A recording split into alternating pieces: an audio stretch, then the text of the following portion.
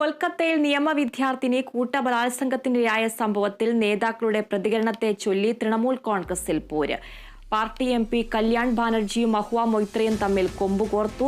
യുവതി ബലാത്സംഗത്തിനിരയായതിനെ പരാമർശിച്ച് ചുരുക്കം പുരുഷന്മാരാണ് ഇത്തരം കുറ്റകൃത്യം ചെയ്യുന്നതെന്നും സുഹൃത്ത് മറ്റൊരു സുഹൃത്തിനെ ബലാത്സംഗം ചെയ്താൽ എന്തും ചെയ്യാനാവുമെന്നായിരുന്നു കല്യാൺ ബാനർജിയുടെ പ്രതികരണം.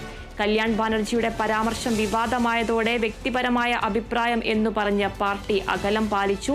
ഇതിനിടെ കല്യാൺ ബാനർജിക്കെതിരെ വിമർശനവുമായി മഹുവ മൊയ്ത്ര രംഗത്ത് വന്നു. ബാനർജിയുടെ പരാമർശം സ്ത്രീവിരുദ്ധമാണെന്ന് മഹുവ മൊയ്ത്ര ആരോപിച്ചു. എല്ലാ പാർട്ടിയിലും സ്ത്രീവിരുദ്ധത നിലനിൽക്കുന്നുണ്ടെന്നും TMC വ്യത്യസ്തമാണെന്നുമായിരുന്നു മഹുവയുടെ പ്രതികരണം.